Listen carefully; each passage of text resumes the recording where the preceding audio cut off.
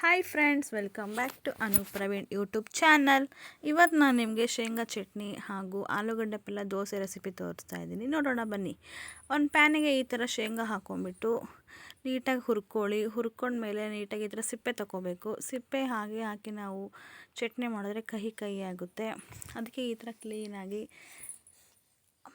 ಕ್ಲೀನಾಗಿ ಸಿಪ್ಪೆ ಎಲ್ಲ ತಗೊಂಡ್ಬಿಟ್ಟು ನೆಕ್ಸ್ಟ್ ಒಂದು ಪ್ಯಾನಿಗೆ ಹಸಿಮೆಣ್ಸಿನ್ಕಾಯಿ ಹಾಕ್ಕೊಂಡು ಅದನ್ನು ಎಣ್ಣೆ ಹಾಕ್ಕೊಂಡ್ಬಿಟ್ಟು ಸ್ವಲ್ಪ ಹುರಿಬೇಕು. ಹಸಿಮೆಣ್ಸಿನ್ಕಾಯಿ ಈ ಥರ ಹುರ್ಕೊಂಡು ನಾವೀಗ ನೆಕ್ಸ್ಟ್ ಅದನ್ನ ಜಾರಿಗೆ ಹಾಕ್ಕೊಳ್ಳೋಣ. ಇವಾಗ ನಾನು ಜಾರಿಗೆ ಹಾಕ್ಕೊಳ್ಳೋಕ್ಕೆ ಹುರಿದಿರೋ ಶೇಂಗಾ ಬೀಜ, ಸ್ವಲ್ಪ ಹುಣಸೆ ಹಣ್ಣು, ಬೆಳ್ಳುಳ್ಳಿ, ಹಸಿಮೆಣ್ಸಿನ್ಕಾಯಿ ಹಾಗೂ ಕಾಯಿ ತುರಿ ತೊಗೊಂಡ್ಬಿಟ್ಟು ಇದಿಷ್ಟನ್ನು ಈಗ ಮಿಕ್ಸಿ ಜಾರಿಗೆ ಹಾಕಿ ಅದಕ್ಕೆ ಸ್ವಲ್ಪ ಉಪ್ಪು ನೀರು ಹಾಕಿ ಗ್ರೈಂಡ್ ಮಾಡ್ಕೊಂಡು ತರಿಯಾಗಿ ರುಬ್ಕೊಂಡ್ರೆ ನಮಗೆ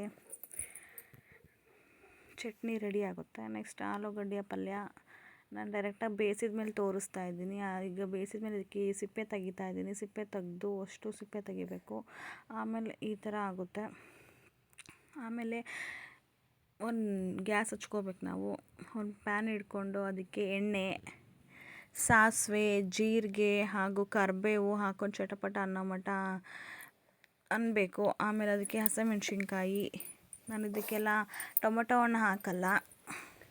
ಹಸಿಮೆಣ್ಸಿನ್ಕಾಯಿ, ನೀರುಳ್ಳಿ ಹಾಕಿ ಸ್ವಲ್ಪ ಅರಿಶಿನ, ಸ್ವಲ್ಪ ಬೇಯೋಕ್ಕೆ ಉಪ್ಪು ಹಾಕ್ಕೊಂಡು ರೋಸ್ಟ್ ಮಾಡ್ಕೋಬೇಕು. ಅದು ಫ್ರೈ ಆಗಬೇಕು. ನೋಡಿ ಇವಾಗ ಈ ಥರ ಚಟಪಟ ಅಂತ ಸಿಡಿತಾ ಇದೆ. ಈ ಥರ ಆದಮೇಲೆ ಇದಕ್ಕೆ ಇವಾಗ ಸ್ವಲ್ಪ ನೀಟಾಗಿ ಫ್ರೈ ಮಾಡ್ಕೋಬೇಕು.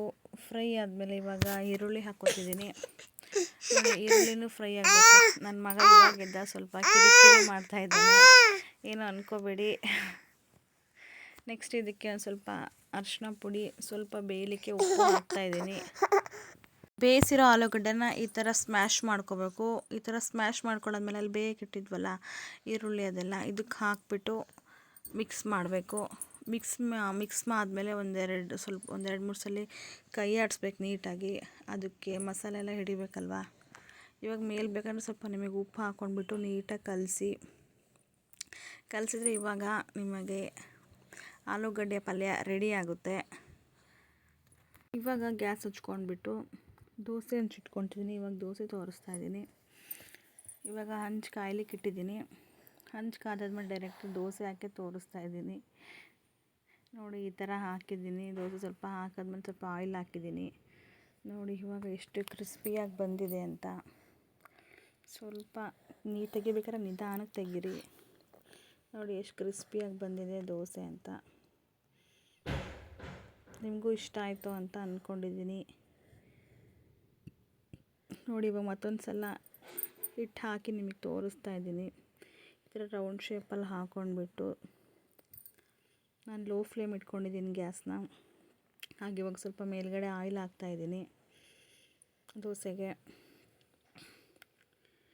ಚೆನ್ನಾಗಿ ಕ್ರಿಸ್ಪಿಯಾಗಿ ಬರುತ್ತೆ. ನಿಮಗೆ ಬೇಕು ಅಂದರೆ ಮೇಲ್ಗಡೆಗೆ ಖಾರದ ಪುಡಿ, ಇಲ್ಲ ಅಂದರೆ ಕೆಂಪು ಚಟ್ನಿ ಇರುತ್ತಲ್ಲ ಅದೆಲ್ಲ ಹಾಕ್ಕೊಂಡು ಮಸಾಲ ದೋಸೆ ಟೈಪ್ ಮಾಡ್ಕೋಬೋದು.